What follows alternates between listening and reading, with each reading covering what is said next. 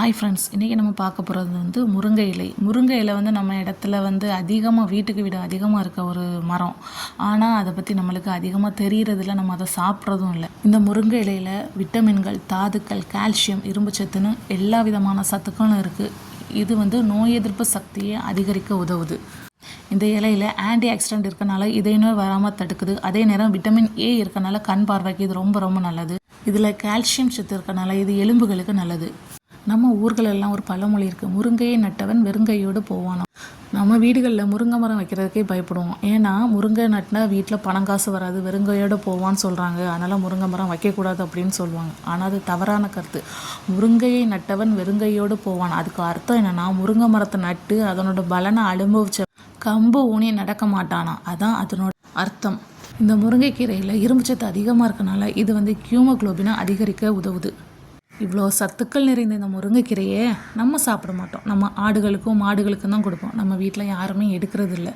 ஏன்னா இதை பறித்து உருவி கழுவி கூட்டு வச்சு சாப்பிட்றதுக்கு அவ்வளோ சோம்பேறித்தனமாக இருந்தால் உடம்பு நல்லா இருக்குமா? உடம்பு ஆரோக்கியமாக இருக்கணும்ல. அதனால் யூடியூப்ஸில் சர்ச் பண்ணி பார்த்தீங்கன்னா நிறைய முருங்கைக்கீரை தொக்கு வகைகள் இருக்குது. அதை நீங்கள் செஞ்சு வீட்டிலேயே சாப்பிட்லாம். இல்லை அதை செய்ய முடியாதவங்களுக்காக நாங்கள் செஞ்சு வச்சுருக்க முருங்கைக்கீரை தொக்கு நீங்கள் விருப்பம் இருந்தால் நீங்கள் ஆர்டர் பண்ணி வாங்கலாம்.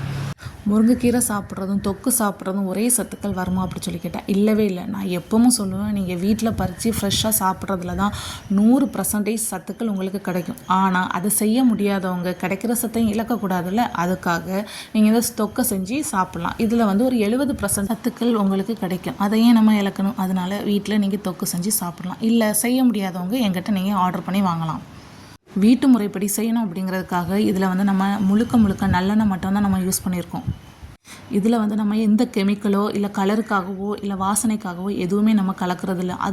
இவளை 5 நாள் மட்டும்தாங்க நீங்கள் வெளியே வைக்க முடியும். அதுக்கப்புறம் நீங்கள் வந்து ஃப்ரிட்ஜில் தான் வச்சு ஸ்டோர் பண்ண முடியும். ஃப்ரிட்ஜில் வச்சிங்கன்னா ஒரு 15 நாள் வரை வச்சு சாப்பிட்லாம். நீங்கள் இதை வந்து ஸ்கூல் பிள்ளைங்களுக்கு லஞ்சுக்கு வந்து ரெடி பண்ணி கொடுக்கலாம். எப்படின்னா, ஒரு கடாயில் வந்து இதை ஒரு ஸ்பூன் போட்டு அதில் கொஞ்சமாக தண்ணி ஊற்றி சூடாக்கி நீங்கள் அதில் சாதத்தை போட்டு நீங்கள் விரசி கொடுக்கலாம். அப்படி இல்லைனா நீங்கள் சாதத்துக்கு தொட்டுக்க ஊறுகாய் மாதிரி தொட்டுக்கவும் நீங்கள் யூஸ் பண்ணிக்கலாம். அது உங்களோட விருப்பம். ஆனால் ஹெல்த்தியாக சாப்பிடுங்க. பிடிச்சிருந்தா ஆர்டர் பண்ணுங்கள். தேங்க்யூ.